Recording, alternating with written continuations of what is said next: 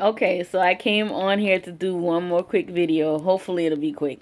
But I got a story to tell, like Biggie. So, and another thing, I changed my lipstick because I needed to differentiate between the two videos. Anyway, so this video is about when my fiance and I, Eric, went to see Straight Outta Compton last weekend. So Straight Outta Compton, the crazy. Anyway, so what I did was we didn't immediately go see the movie because we wanted to just kind of like let the crowd die down and not go in there when it's a big crowd and like be scrounging for seats and maybe we wouldn't be able to sit together. So we let everything die down for about 2 weeks. But it was number one for 2 weeks, so we was like, okay, let's go see it. Keep in mind, again, we didn't go because we already knew the outcome. Okay, this movie was chronologically stating facts that we already knew. Okay, so anyway, we go and see the movie, and I have a syndrome where sometimes I talk to the TV and the movie screen, and I tell the actors past, present, and future work that they're doing. And I know I have a problem with that, but I really wasn't loud. But anyway, so we were watching the movie. And there was one part that was particularly funny to me, and it wasn't funny to anybody else in the movie theater. But I just kept laughing. I just really couldn't stop. And he was giving me this look, and I was like, "What's wrong with you? That was funny." So anyway, like I said, my syndrome came in really like at other parts, and I was trying to ask some questions, a couple of questions about things that I didn't know because I wasn't really an NWA fan. Not an NWA fan, but when NWA came out, I was in single digit age. I couldn't listen to NWA.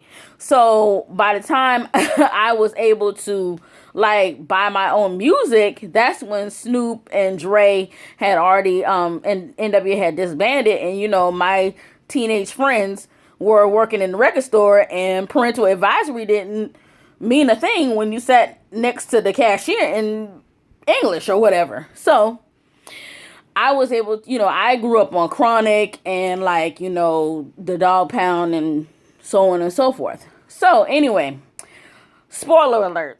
The end of the movie, when Dre was like, "Suge, I'm gonna make my own record label, blah blah blah blah blah,"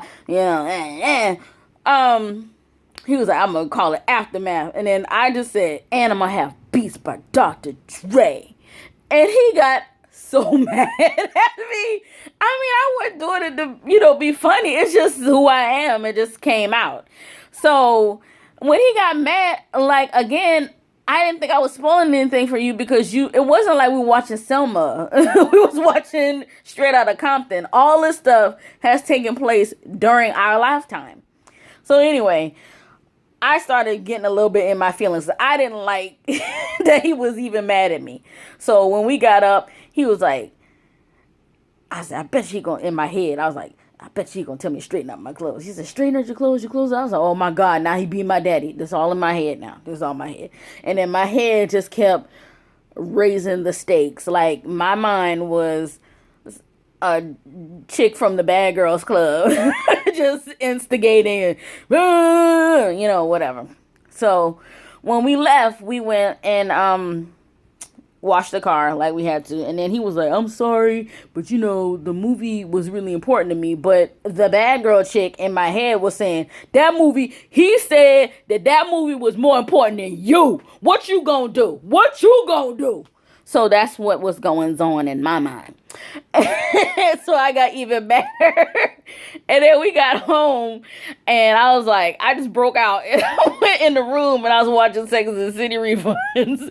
And he was watching whatever. He was in the living room. And it didn't matter because I got hungry. And I was like, I'm going to get me something to eat. And then he grabbed my arm when I was trying to walk past him, and he pulled me down. He was like, "I'm sorry, baby." And he kissed me like 1,000,000 times. And so the kiss killed the Bad Girls Club girl. And it melted my heart like the Grinch heart in the Grinch Who Stole Christmas. And it was like, whoa. And that was another reason why I knew I was really in love. Because it was like, it should have been that easy for him to turn everything around. But he did. And it was just so magical and beautiful. So, the moral of the story is ladies, don't take everything so seriously. At least, especially if you kind of halfway turn up like I can get sometimes. Sometimes we really are in our feelings and they don't mean it that way. And people take the things that I say wrong all the time. And I never mean anything with any malice.